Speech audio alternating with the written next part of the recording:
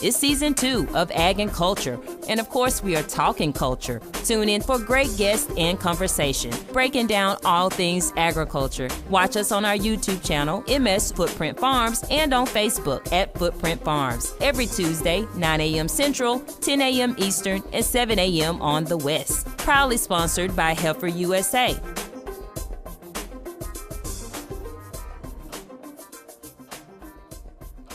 Hey, good morning and welcome to Ag and Culture Season 2. I'm your host, AYERS-ELLIOTT, and my lovely co-host is Dr. Sydney AYERS-ELLIOTT, CEO of Footprint Farms here in Jackson, Mississippi.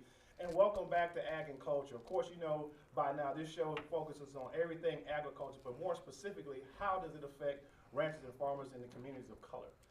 We want this show to be very interactive, so we want to hear from you on all of our social media platforms, Facebook, Footprint Farms. You see there on your screen, footprintfarmsms.com, and on Instagram at Footprint Farms, or you can reach us locally, 601-910-5534. We want to be interactive, and we definitely want to hear from you. Our show is proudly sponsored by Heifer International USA. For over 75 years, Heifer International USA has been all over this globe in helping farmers and ranchers sustain and make a livable wage and make a very good living at agriculture. So we want to shout out all our friends out in northern Little Rock, Arkansas this morning, saying good morning here from Footprint Farm Studios. And here on set with us this morning is Mr. Darrell Tennie of the Tennie Group. They specialize in farm taxation and crop insurance. So he's no stranger to us, but he may be to some of our viewers. So welcome to Ag and Culture. Welcome to Ag Plus Culture. And welcome to Mississippi. Absolutely. Which you're no stranger to. Well, I love Mississippi. So Darrell, we're going to let you hold the floor, and I really want our viewers to really understand your pedigree and who you are and what your firm represents. Okay. My name is Darrell Tennie. We are Raleigh, North Carolina, and our firm is the Tennie Group. We're a tax and accounting firm. And one of the things that we specialize is in agricultural taxation, as we call the agribusiness way. And one of the things that we're trying to do is we're trying to create sustainability through accountability through agriculture and understanding how business entities work, how taxation works, how record keeping. That's one of the things that we must maintain, which we find a lot that's lacking in our communities, is proper record keeping, whether it be for taxation, whether it be for business financials, whether it be for crop insurance. These are the things that we have to go back and look at in how to better keep records and have a system of record keeping. But entity structure is absolutely And that's so important, because if you're looking at anything financial, you have to have good records. Absolutely. You can't go to the bank, you can't look at any other opportunities if you don't know. And for yourself, if you don't know what you're spending money on and what you're making money on, are you really in business? Absolutely. Absolutely. Yeah. All right. It becomes more of a hobby at that point, right? If you're not making any money. But and I thought it was so important to bring Darrell on the show because, you know, just like we talk about record keeping, and as a farmer, how important record keeping is for a plethora of reasons. Obviously, one, would keep you away from the IRS, but two, making sure that the business is the entity and not the actual individual farmer. Absolutely. So we want to kind of dive into before we get too deep, because it's a lot of information, but we want to make sure that people can digest the information.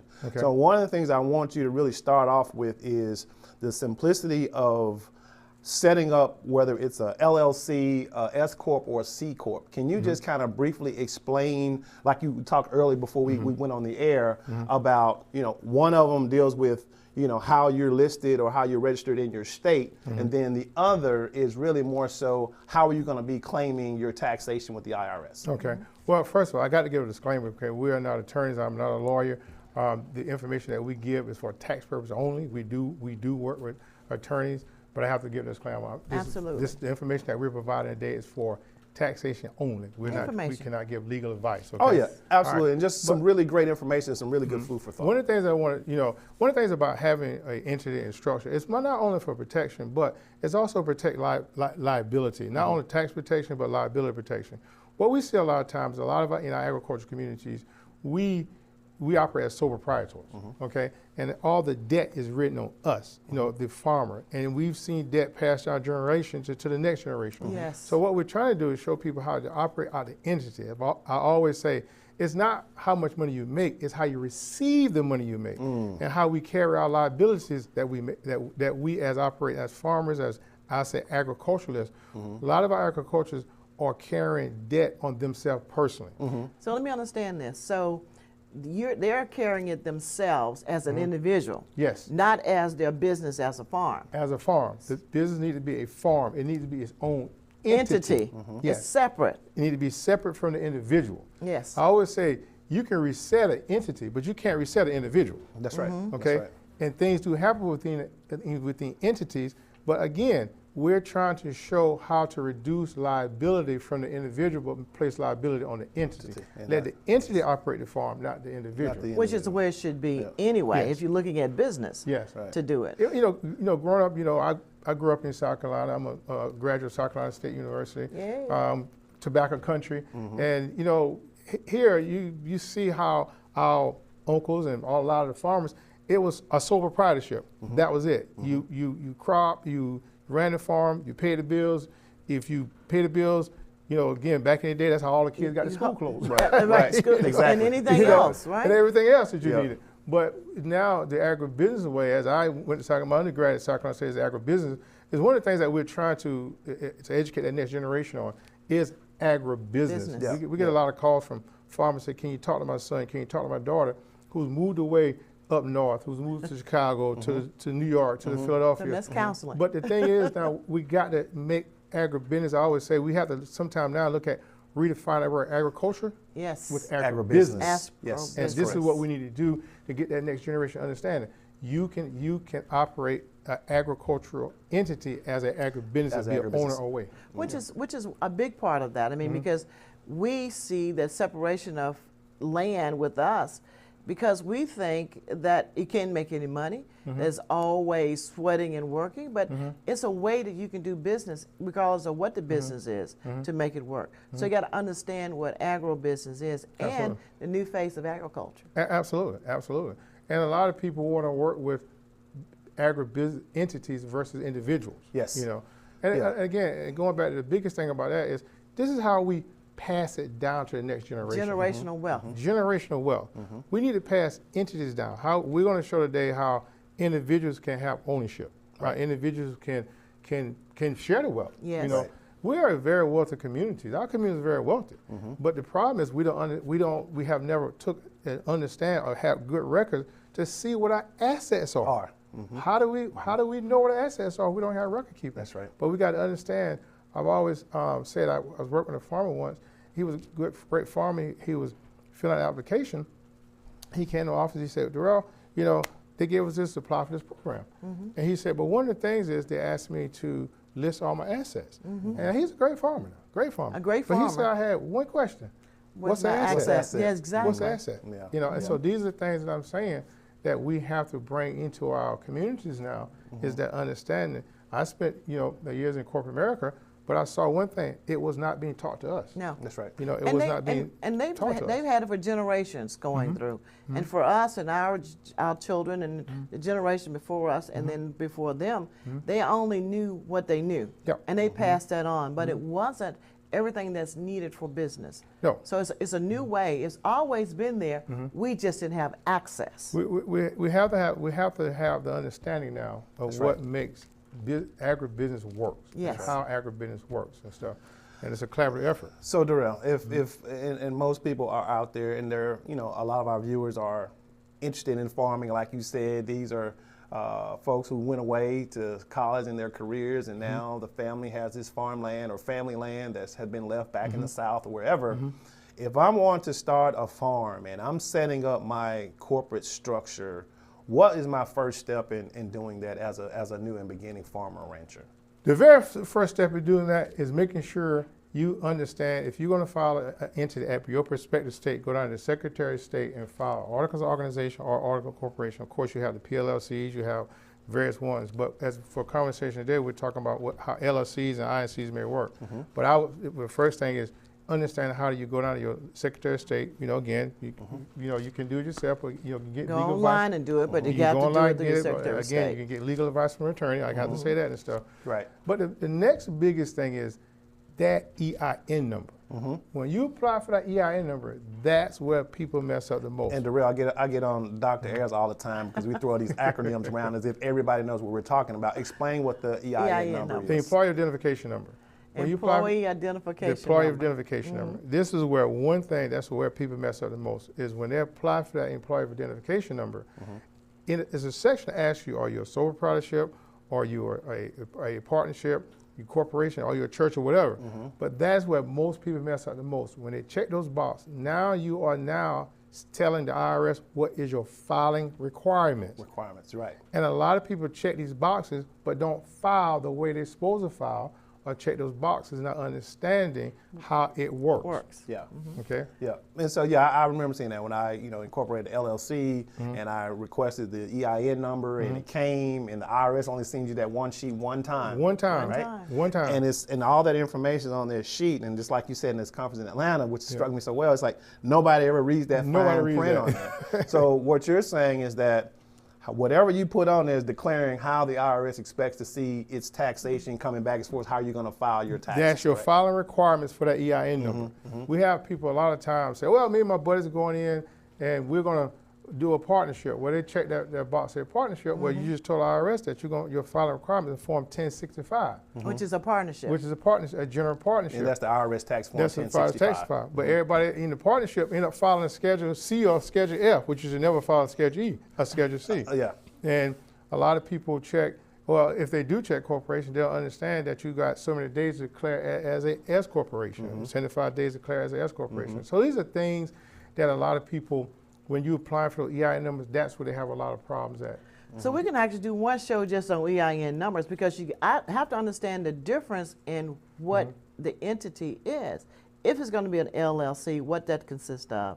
If it's going to be an S corp, what that consists of. So you need to know what you're going to be when you grow up. You don't know this, so you're trying to get through it. One question for you: if you file as an LLC, can you go back later to become an S corp? Yes. Well, if you once you form the limited liability company, that's your formation in that state, in that prospective state. But what happens is what did you check on your EIN number? Darrell, hold that thought. Okay. We're going to take a quick break and hear from our sponsor, Heifer International USA. We're here with Darrell Tennie of the Tennie Group. You're watching Ag and Culture, season number 2. We'll be back after this break. Heifer USA is a nonprofit that supports small-scale, sustainable livestock businesses, and we're I can show it clearer. in the state of Mississippi. Applicants should have access to at least 35 acres of land and be willing to participate in in-depth training, both online and in person at Heifer Ranch in Perryville, Arkansas. To learn about our operation, check out the Pastured Pigs playlist on the Heifer USA YouTube channel, or contact Farmer Engagement Specialist Ruth Canada at 501-391-5511. Footprint Farms is a beautiful 68-acre vegetable and cattle farm located in Jackson, Mississippi, and is Mississippi's largest urban farm. The mission of Footprint Farms is to provide the community access to healthy food choices, introduce our youth to agriculture, and provide training and technical assistance to small farmers and ranchers. The farm is open to the public every Friday from 2:30 to 5:30 p.m. to purchase fresh produce, or visit us at the Mississippi Farmers Market located near the fairgrounds. We accept all forms of payment, including EBT and SNAP benefits. Looking for a beautiful venue for your next wedding, family reunion, or dinner? Footprint Farms offers a 3,000 square foot facility on 5 beautiful acres, perfect for your next event. For more information, visit our website at footprintfarms.com, Facebook and Instagram at Footprint Farms, or call us at 601-910-5534. Footprint Farms, farm fresh, city sweet. Hey, welcome back to Ag and Culture Season 2, being proudly brought to you by Heifer International USA. We're here with Darrell Tennie of the Tennie Group, and we've just been kind of diving into it. And like you said, so many times as farmers, we're very good at farming, but our business acumen are just not on level footing with our great farming skills. So what we had left off with, and I want you to kind of continue where we left off at, as in reference to just our overall structures of, you talked about going to the Secretary of State. So first of all, sitting down, maybe getting legal advice on which structure, corporate structure, may work best for what you're trying to accomplish, correct? Yeah. Well, any entity, not say any entity, but whether you're a sole proprietorship, whether you're a partnership, whether you're LLC, tax as a S corporation, tax as a partnership or a sole proprietorship, whether you're a corporation or C corporation, every entity is, I tell everybody, your business is like a DNA. Everything is individual. It's what fits you best. Like I say, going back, you need legal advice from attorneys to see what fits you best. But every entity has its own, nuances. Nuances. Yeah, has its own nuances, but that fits you best. At this time, many are filing limited liability companies. Yeah. But the problem is when people file the articles of organization at your prospective Secretary of State, I got to go back there again. What did you check on that EI number? How did you classify that? How you want it to be taxed? Yep. And it can be taxed as a sole proprietorship. It can be taxed as a partnership. It could be elect to be taxed as S corporation. But that's where people have a problem with, because you can form an entity, but you got to look at the small things. I use an analogy all the time. An ant bite can hurt workers than a dog bite. Oh, it does. Because it's the small things that matters, and especially in business, it's the small nuances that can truly affect the success or sustainability of an operation. So all of our viewers, if you have some type of corporation structure, I challenge you to go pull out that EIN sheet from the IRS and look. If they can find it. Well, hopefully you can find it, because you only get one shot at that. Yeah, but right? you can't call You it. can't call It's it on get one. Secretary of State's office. You can also check there. No, the EIN number is issued by the IRS. Yes. Internal Revenue Service. Yep. When you go to the Secretary of State, you're only talking to the state. That's right. When you file those articles at the state, you only talking to the state. Everybody think, well, I did my EIN number because I filed it. You have to apply for the employee identification number. Yeah. But again, when you check that box, you're saying what my filing requirements are going to be, and you're going to file those corresponding forms in record to what you did. Because each of them has that number of forms that goes with that. If I'm an LLC, if I'm an S corp, everything has a specific box you go into. Right. So now instead of saying, "What's my DNA?" I'm gonna go, "Now, do you know your EIN? You know who you are? Your EIN status. What's your EIN status? Who are you?" Yeah. And what's your status, and what's your filing requirements? What's now your remember, filing the LLCs are just that entity of that state. Right. But when you apply for EIN number, it's what you say you want to file. You want to file as. And the name you file it under. Right. Correct. So important. And I know, Darrell, you brought a couple of slides with you, and one of the ones that, and I go back to, you did such an awesome presentation, last week in Atlanta. Thank you. That you had this one slide, and you showed that to any farmer, there was one specific schedule that they should be filing for a tax return. When I say schedule, the tax form, and just kind of elaborate on that, because I just thought that was like, wow, that was just like a aha moment that I had. If you're in any type of agricultural operation, you should be filing a Schedule F. F as now, in Frank. One form you do not file if you're in any type of agricultural operation. That is a Schedule C. You do not file a Schedule C in agricultural operation. One of the main reasons, if you look at line 1, it says gross receipts. You put your gross receipts on one spot, mostly. But on a Schedule F, you have, if my numbers right, 9 different categories that you can file. Yeah. I mean, that you can, there's not ways you can claim. You need to itemize how you receive agriculture, whether it's agricultural equipment payment, commodities, like this Schedule C right here, this form right here. You can see it on our screen right there. Go ahead. This is a form you do not use. Do not use this C. Do if not you're in ag use business. Schedule C. This said this is a profit and loss, and as I always say, this is ordinary business. We're not ordinary. You're not ordinary business. No. This is one form you do not use. You And do it not actually use says Schedule on C. there, right on the bottom, in quotes, it does say for ordinary businesses. I believe it says. Yeah, if I'm not mistaken, it does say for ordinary businesses. But agribusiness is not. I always say agribusiness is not an ordinary business, and a lot of farmers use Schedule C's. They lose Schedule C's. So they're losing from Jump Street.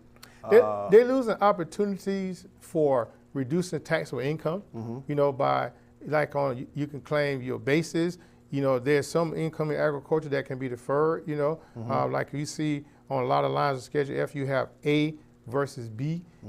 Like here, you might have a program. Can't see all of it, but I may have a program that says if you receive, say, $50,000, you could put it in A. But what was the taxable amount on line B? On line B. On line B. If you may receive a 1099 that may not carry tax liability in some situation, not saying that always going to be, but then you put 0 on line B, that's my taxable amount for this year. It was 0. So there's a lot of things, crop insurance, there are factors, qualifying factors, you got to qualify factors that you can defer If you receive crop insurance proceeds one year, you can defer to a following year if you qualify. So if I don't need it for this year, I can take it to the next year. You can transfer next year from disaster payments, various other qualifications, but there's certain qualifications that you can claim, that you can see that you qualify, that you can defer to the following year.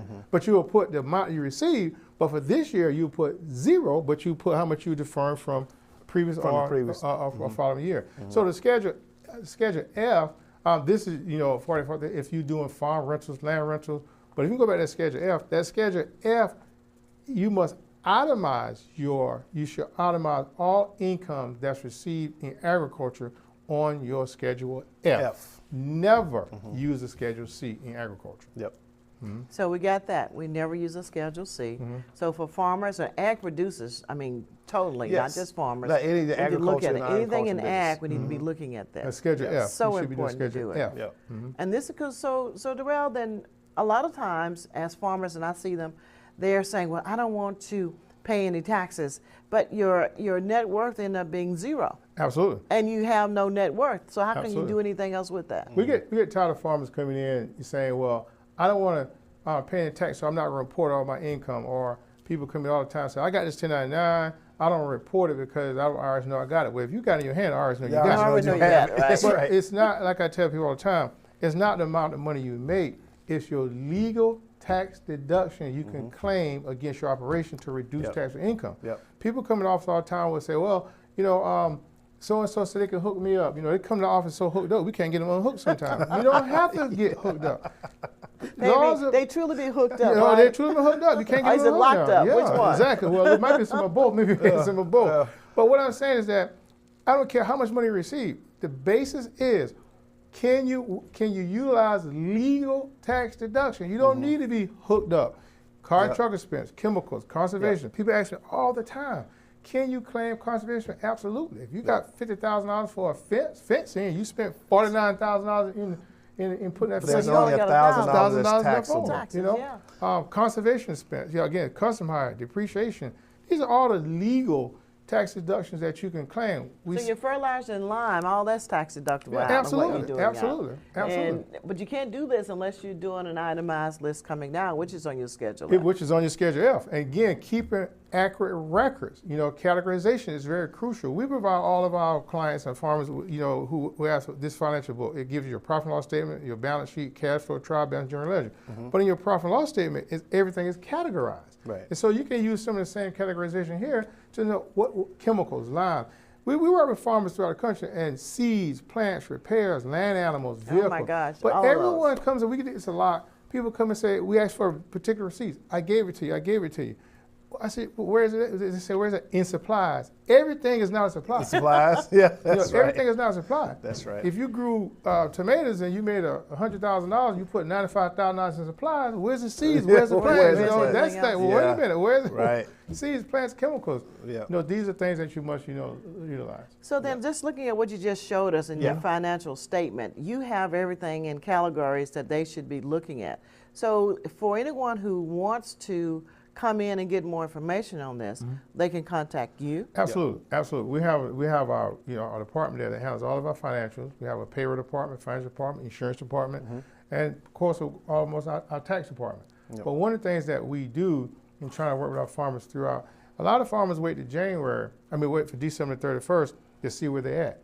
How can you know where you're at if you didn't know where you came from? That's right. So we tell people that one of the things that we try to provide is a monthly services that they can download all our financials, and we can keep them categorized, and we can absolutely make sure. But one thing about these documents, your financial statement, a lot of lending institutions, ask, That's what I was about to get to. a lot of lending institutions ask, when you go apply for loans, in which we want people to understand, we need to start looking at operating lines of credit Yes. versus loans all the time. Yeah. But the biggest thing is, if you do not have your financial statements, they can clearly say, no. And please raise that up again. Bankers are looking for those Statement. those four things right there. Your profit and loss, your P&L, so common for a P&L. Yep. Everyone wants a balance sheet. That's right. Balance sheet. That's right. The cash flow statement, the trial balance, and that general ledger. But one thing about the general ledger, it tells you everything you do from January 1st to December 31st. See, people think taxation is from January 1st to April 15th. No. For any agribusiness man or woman or businessman or woman, taxation is from January 1st to December 31st, All right, so, every day of the year. so we're coming up now on a new year, and for any ag producer that's out there, if you have not been doing this, you can now start, but Yes. can you go back and undo anything that you have done wrong? Absolutely. One thing you can go back and try to fix, that maybe it's, financial. We can always go back and catch up and bring your financials current and stuff.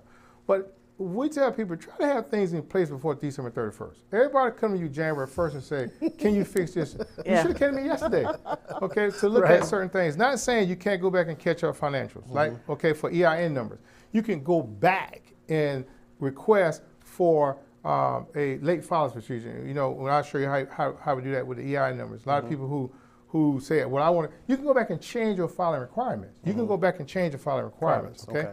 But in certain forms, in certain situations. But yes, you can go back and make adjustments, but the best way to do it is understand where you at day by day, month by month in the current year you in. Hold that thought. We're here with Darrell Tennie of the Tennie Group. You are watching Ag and Culture. We'll be back right after this break. At Heifer USA, we believe the backyard gardener can have a huge impact on their land, in their community, and on our climate. That's why we provide free virtual workshops for beginning, intermediate, and professional gardeners, teaching regenerative methods for growing healthy food while improving soil quality. Find us on YouTube at Heifer USA and join our online community of regenerative growers today. Footprint Farms is a beautiful 68-acre vegetable and cattle farm located in Jackson, Mississippi, and is Mississippi's largest urban farm. The mission of Footprint Farms is to provide the community access to healthy food choices, introduce our youth to agriculture, and provide training and technical assistance to small farmers and ranchers. The farm is open to the public every Friday from 2:30 to 5:30 p.m. to purchase fresh produce or visit us at the Mississippi Farmers Market located near the fairgrounds.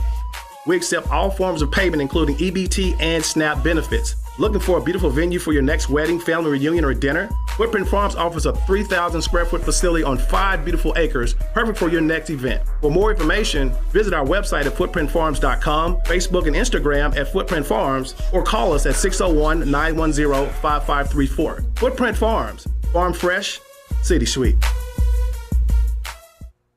Welcome back to Ag and Culture. Season 2. We're here with Darrell Tennie of the Tennie Group, specializing in farm taxation and crop insurance. And Darrell, I know you have this wonderful slide presentation. I'm going to turn it over to you. Mr. C is in the back. He's got you punched up. Okay. So I want you to kind of just go ahead and give us a feel of some flavor, if you will, of just kind of what the Tennie Group is about, and we talk about all these things about taxation and corporate structures, and I think your slides speak to a lot of that. So you can just take it away. All right. Well, of course, our mission is to educate and empower everyone to understanding accountability to ensure sustainability of the solid foundation. Okay. And if you go there, the agribusiness way. The agribusiness way, and we have that trademark as well. So. Again, it has to get a disclaimer. This information you hear today is regarding industry for tax purposes only in relation. We're not lawyers, okay? Consultancy is what we try to provide, empower, educate, and assist in developing a solid foundation. Understanding these business entities and stuff, okay? This is one of the things, what are you, okay? Right. Sole proprietorship, partnership. Everyone, that LLC is where everybody got the problems at right there. Yeah. And we're going to try to spread. Again, remember I stated, this SS4 form, that's the most important piece of paper. This is a piece of paper that no one reads, okay? That's it. Read this. Read this right here. That's the EIN. Sole proprietorships, very easy to organize. Unlimited liability as a sole proprietor. But a lot of people they don't understand when you start a business, you must. Schedule C, you do not use this in agriculture. This is one form you don't use in agriculture. These are some of all your legal, ordinary, as we say, business expenses and stuff, okay? Deductible, as you see here, appreciation what a lot of people miss and stuff. Insurance, interest, legal and professional fees, Right. Rent and lease. A lot of people do not get the rent and lease receipts and stuff, supplies and wages. But farm income expenses is similar, but here's how you identify farm income. If this is how you receive, how you itemize your farm income. Here are your legal farm deductions, farm and truck expenses, chemicals. This is itemization. Right. The Schedule F. This is the only form you use in agriculture. Only. Schedule F only. Yep. If you're renting land, farm rentals and stuff, this is when you can do it in land rentals and stuff. But these are your financial statements, profit and loss, balance sheet, cash flow, trial. You must keep those records. W-9s, if you're paying anybody over $600, you should be asking them to fill out a W-9. And again, we're going to talk about those disregarded entities. One thing about the partnership is just like a sole proprietorship, of course, just have your partnership, but it's easy organized, better financial strength, but it's almost similar like a multiple person as a sole proprietorship. 1065 form. If you got a general partnership, you got to file a 1065 form. General If you partnership. check that box, you're going to get a K-1 form. You can't file your personal tax return without the K-1 form, okay? But now we're talking about the legal entities within the states and stuff. Here again, not giving legal advice, but in terms of give that. LLCs have some characteristics of a partnership and some characteristics but where people mess up with limited liability companies, they don't understand. A LLC can choose to file as a sole proprietorship, partnership, or elect to be S corporation. This 2553, you have 75 days to fill that out after you elect an S corporation. This is a very important page here. Who owns it? Yep. Every family got a good child and bad child, but you might want to know which child you want to get. You got the EIN letter, advantages, double taxation avoided, fringe benefit restricted. 1120S, that's where you file the form at, 1120S. Again, you still attached to K-1 form. Then you got to get a K-1 form. So if you're filing a 1120, you still file the Schedule F and attach it to the 1120, okay? C corporation, here's where you file a C corporation at. And the 1120, in-home offices. A lot of rules have changed about, some in-home offices, but still, people get that question, how does in-home office work and stuff? Whatever that percentage of it is, you can possibly utilize home mortgage interest, real estate, utilities, insurance, rent, or any repairs to it, okay? Now, 8829, here's where you will file an in-home office at. An additional form, but it's not, this first one is absolutely crucial. Now, this form here, a lot of people in our community miss, a 982. If you receive any type of 1099-Cs, you need to put it on a 982, check that box that this debt was discharged due to farming debtness. It excludes their income. And that's what 1099-C, we could talk further about that. But 14135, we went by the 843. If you're in agriculture, payroll, only use a 943. This is a 940. Only use a 943 for never use a 941 in agriculture. That's quarterly. You file annually. Know what type of business any of your foundation always have accurate accountability, and all daily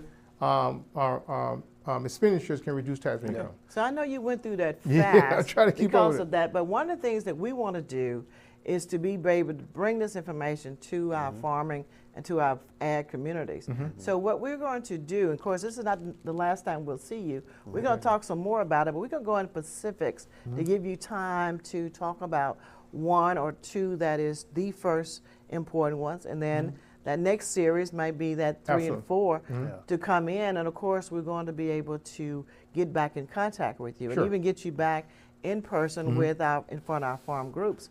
But right now we do want to continue to talk about it because it's so important, and you are. And of course, I love your disclaimer. I am not an attorney. I am not a tax attorney. However, I do know the importance of keeping records. So one of the things we want to just start right now is to talk about, if you would, putting your if it's in a shoebox or and what instrument you're going to use to keep up with it. What do you do first? How do I start? I haven't been keeping up with my records, if this is my case. What do I do now? Where do I start? Starting a new year, 2023 is just a couple weeks away. How do I start? The first thing to do is go out and create a separate bank account.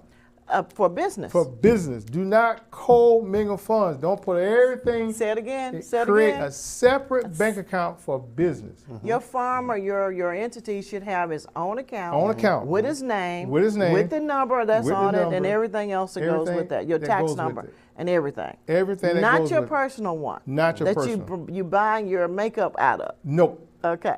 My cows wear makeup. No, no, your cow don't wear makeup. Your cow don't wear makeup. So just right back into that. So the first thing we're going to do is to make sure, if you have not, is to go and separate that right now. First thing we do, we go out and create a separate bank account, whether you're a sole proprietorship, but if you're an entity, if you say, look, I want to be an entity, the first thing to do before you create entity is go to your Secretary of State, contact an attorney if you need to, or you can go to the Secretary of State and form your entity, whether it be LLC, INC. My advice would be form an LLC.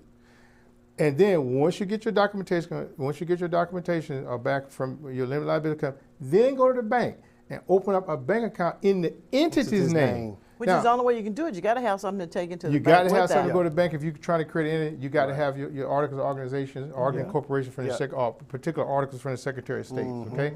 And that's creating a separate bank account. But if you say, well, I'm going to wake up this morning, I'm not going to do an entity, I'm just going to do it as a sole proprietorship, go open up a separate bank account. Yeah.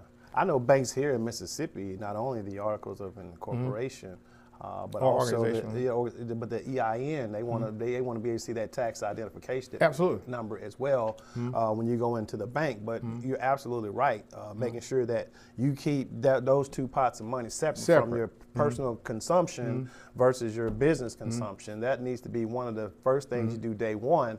But I think another thing is you need to make sure that you have someone that is specializing in somewhat of agriculture taxation. They're making sure that it's one thing to have somebody where they've kept our books for years, but have they kept agriculture books for years? That's absolutely true. That's a difference. That's absolutely true. Yeah. And because a lot of times we see a lot of things that come to our office and stuff just inappropriately categorized.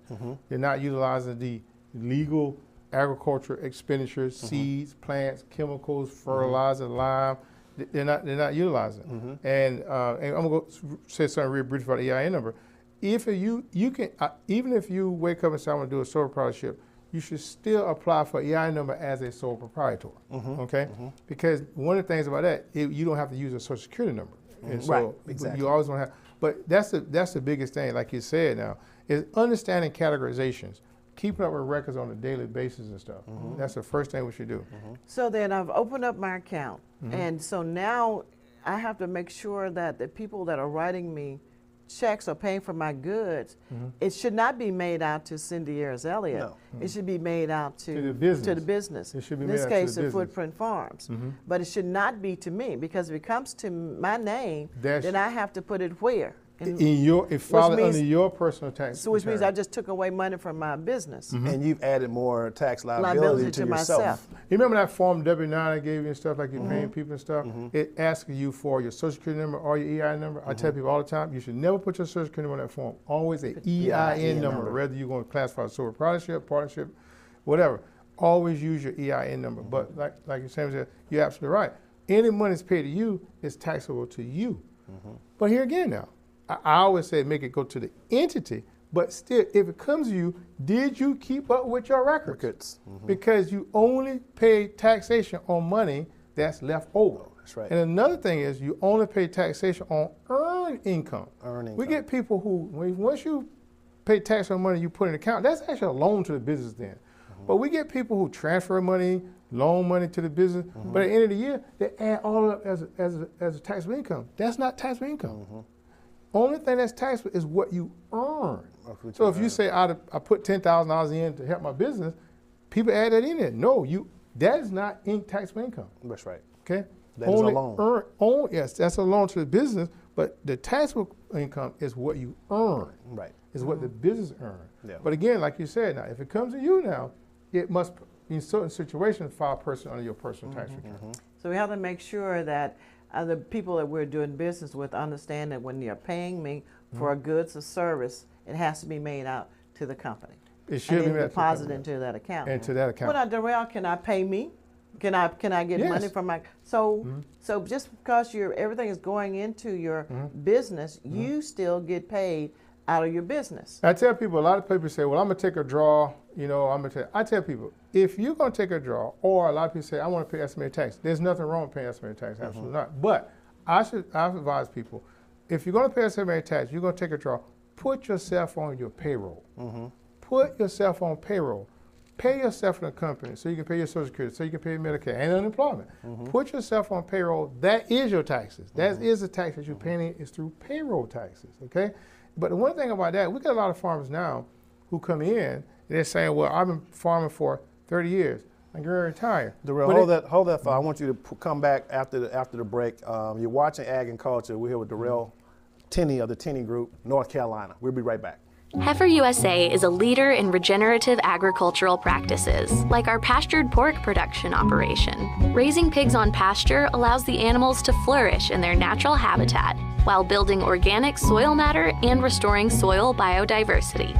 And we're sharing our knowledge with viewers like you with in-depth training videos on raising pastured pork, poultry, cattle, and sheep. Find us on YouTube at Heifer USA and join our online community of regenerative ranchers today.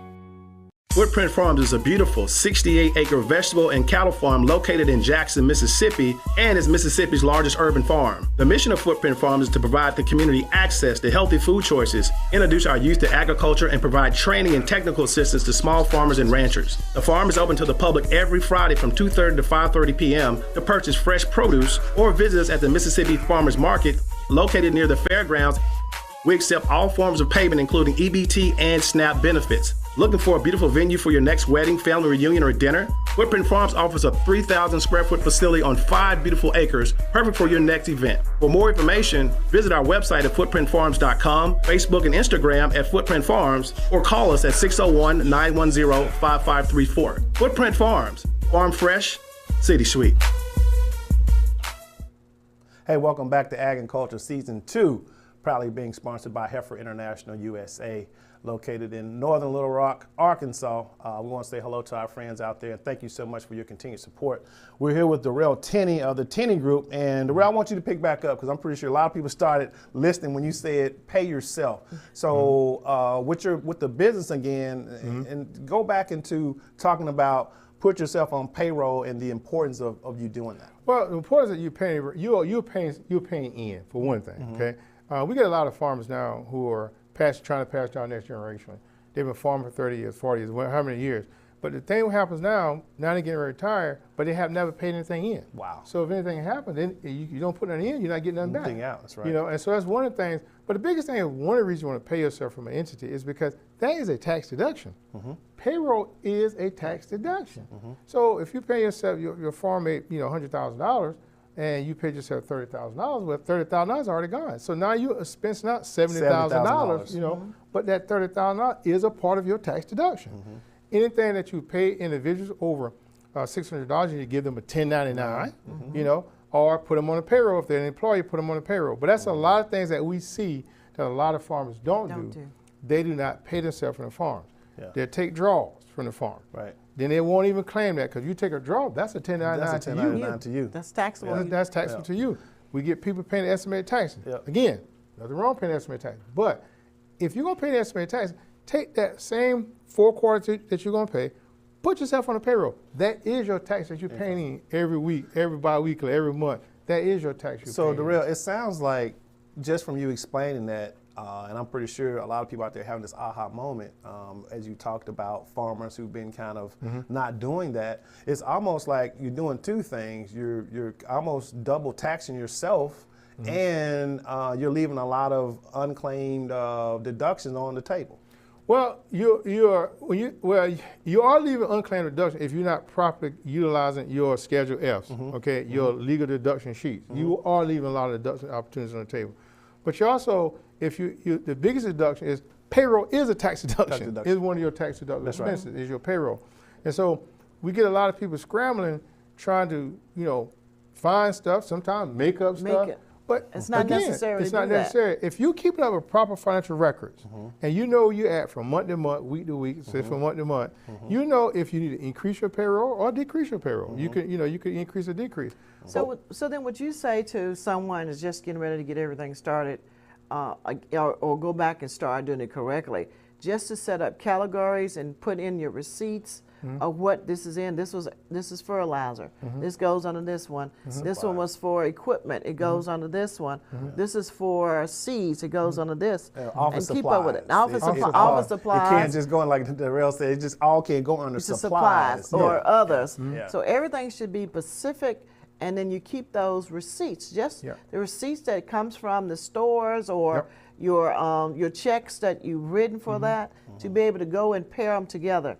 So when you take them in, you got everything in your categories. Everything is already categorized everything is laid out for you. So we look at that Schedule F, it pretty well shows the different things you can take out. Yep. So would you go through that one more time to see on that Schedule F? Well, you got things like seeds, you got plants, you got rent, rent or lease. A lot of people lease equipment. You got lease equipment that you can have. So these are the categorizations. But I tell people, if you do not know what categories fall out in, if you bought a refrigerator, write refrigerator down and put $1,200 and keep the receipt.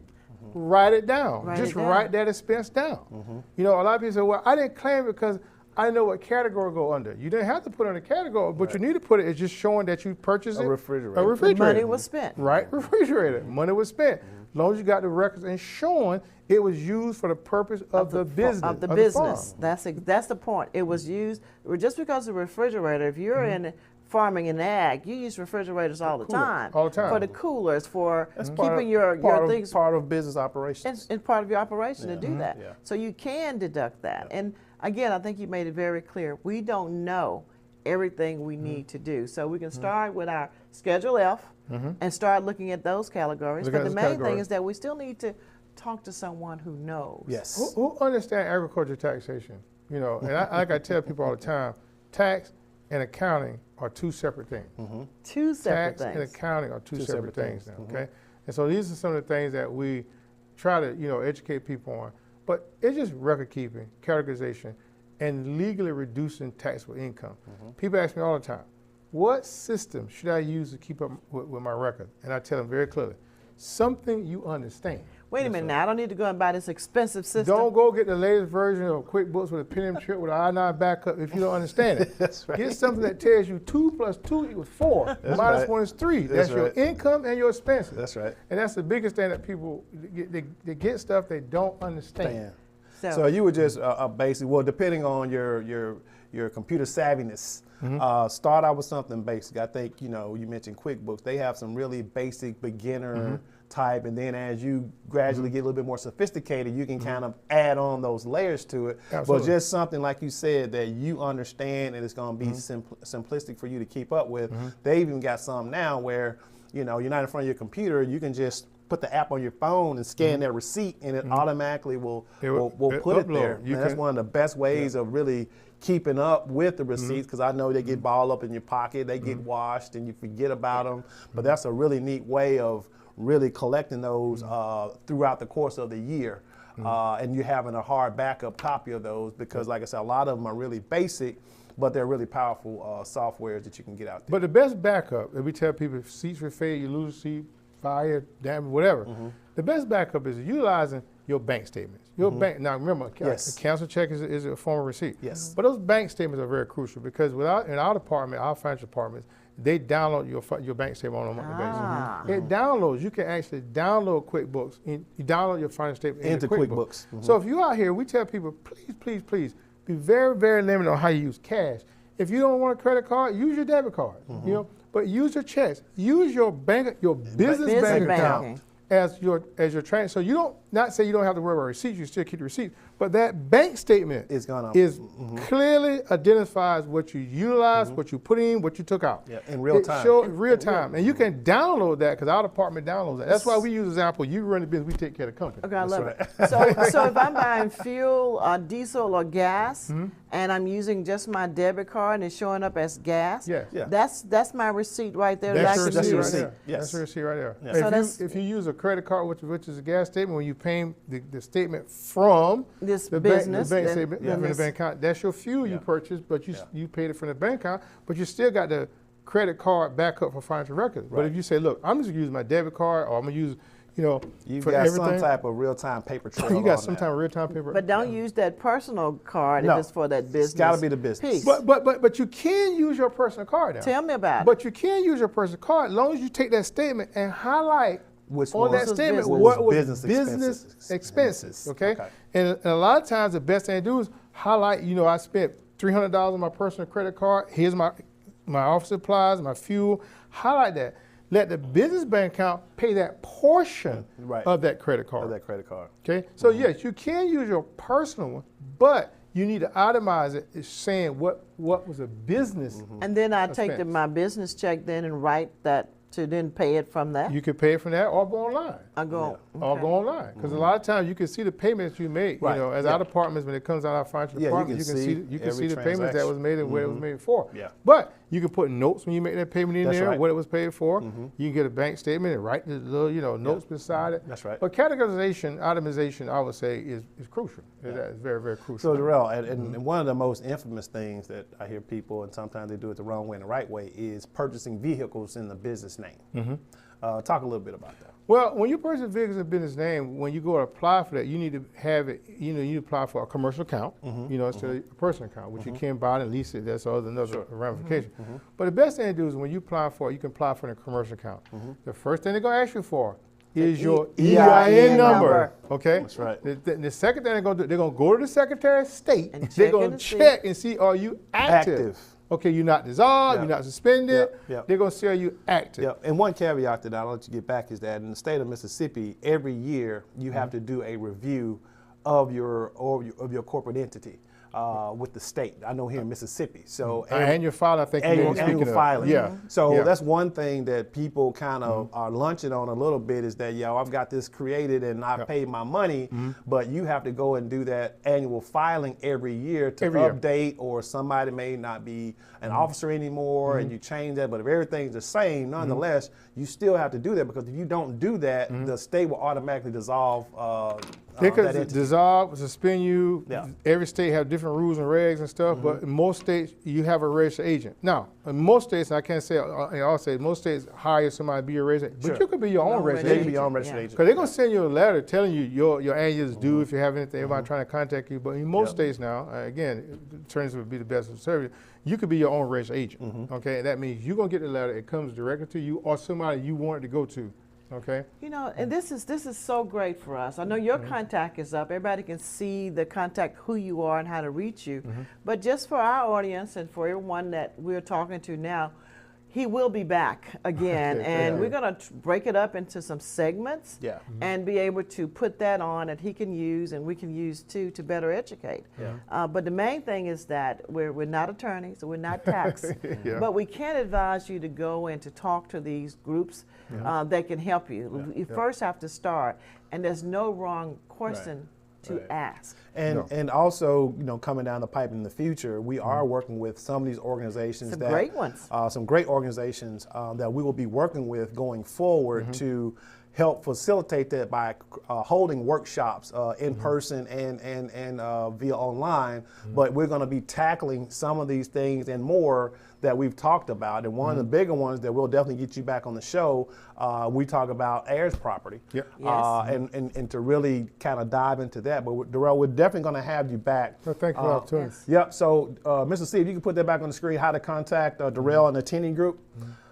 Thank you so much, Mr. Tennie, for coming on the show. This won't be the last time. Absolutely. We look forward to it. We'll be looking for the next time you come, which will be here soon, because we want to make sure we continue this dialogue and make sure that people are doing agriculture the right way. Creating sustainability. Yep. For Dr. Ayers and Mr. Tennie, you've been watching Ag and Culture. We'll see you next Tuesday, 9 a.m. It's season 2 of Ag and Culture, and of course we are talking culture. Tune in for great guests and conversation, breaking down all things agriculture. Watch us on our YouTube channel, MS Footprint Farms, and on Facebook at Footprint Farms, every Tuesday, 9 a.m. Central, 10 a.m. Eastern, and 7 a.m. on the West. Proudly sponsored by Heifer USA. Heifer USA is a nonprofit that supports small-scale, sustainable livestock businesses, and we are currently seeking individuals interested in pastured pork production in the state of Mississippi.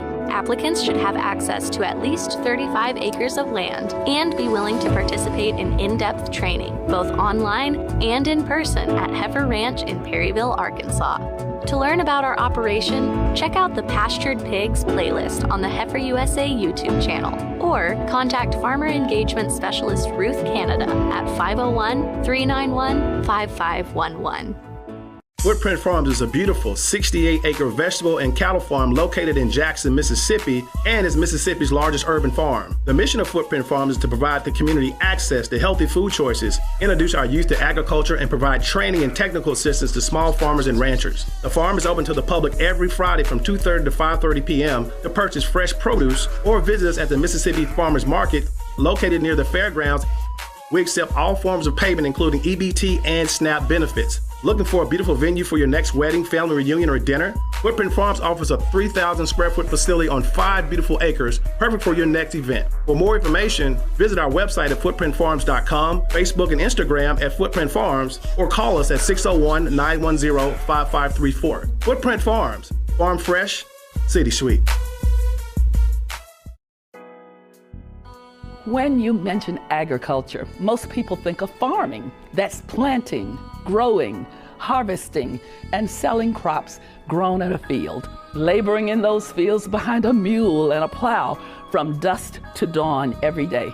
This vision is a big misconception and could not be further from the truth. According to the United States Department of Agriculture, USDA, the agricultural industry and related industries provide 11% of jobs in America. In 2017, it was reported that 21.6 million Americans were employed in the agricultural industry. Women and minorities are underrepresented in those numbers, and we encourage you to consider agriculture as a career. While farming may be the cornerstone of agriculture, the overall world of agriculture is highly innovative and is so much more than just farming. A new generation of agriculture professionals prepare to take on the science, technology, and management that exist in the world of agriculture.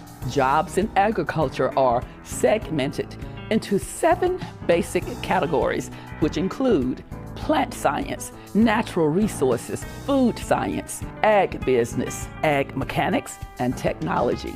In those categories, you can find individuals working as landscape designers, publicists, foresters, plant doctors, journalists, accountants, veterinarians, farmers, ranchers, lawyers, engineers, pet groomers, loggers, agronomists, zoologists, wind turbine technicians, researchers, policy analysts, food safety, drone pilots, robotics, and the list goes on and on and on. Let us take a moment to hear from a few of those professionals who work in ag. I am Dr. Cindy Ayers-ELLIOTT, CEO of Footprint Farms, a 68-acre urban farm and ranch here in the city of Jackson. I hold a degree in Business Administration and Finance and a degree in Economic Development from the University of Massachusetts Amherst, and a PhD from the I Love Jackson State University in Urban Management and Higher Education. I've worked 26 years on Wall Street, traveling the world, and today I'm a full-time farmer, growing a varieties of specialty crops and raising livestock. I am a farmer. Hi, my name is Bill Evans, and I'm the Director of Development and Chief Horticulturist at Biosoil Enhancers in Hattiesburg, Mississippi. I worked in vegetable crops for almost 30 years now, running university research farms in Ohio and Mississippi and doing applied soil and crop research. At Biosoil Enhancers, I write grant proposals for field research projects. I also conduct research and farm demonstrations on how bacteria and fungi can help plants get more nutrients from the soil and help conserve natural resources on farms. Hello, I'm Tanya Gray Jenkins. I'm the Publicist and Social Media Director for Footprint Farms. I hold a Bachelor of Science degree in Computer Science from Jackson State University. As a publicist, I generate publicity through the use of techniques in advertising, marketing, and public relations. My primary duty is brand development through social media. As the Social Media Director, I manage the company's online community by reading customers' comments, answering questions, and actively engaging the audience. Hi, my name is Dr. David K. Powell. I attended Jackson State University for 2.5 years as an undergraduate, majoring in biology before transferring to Tuskegee University, where I was accepted into the veterinary medical program, becoming a second-generation veterinarian to graduate from Tuskegee's program. I have also served in the military as an Army veterinary preventive medical officer and as a supervisory public health veterinarian with FSIS USDA. My name is Dr. Kara Woods, and I serve as the research analyst at the Socially Disadvantaged Farmers and Ranchers Policy Research Center that's housed at Alcorn State University. I have a PhD from Tuskegee in Public Policy and Development. I manage all the research that's funded at the Policy Center to make sure that farmers get what they need in the Farm Bill. Hi, I'm Captain John Martin with the Jackson Fire Department, and I do social media marketing. Social media is an essential component of farming because social media closes the gap between farmers and consumers. Social media marketing helps bring awareness and visibility to surrounding communities and abroad. Your average produce will have traveled at least 1,500 miles before entering your local grocery store. Social media marketing allows consumers to be informed and access better quality food in their local vicinity. Wow. It's so amazing seeing people connect and interact with local farmers via social media. As you can see, agriculture offers endless career possibilities with endless opportunities for exciting, fulfilling, and profitable careers.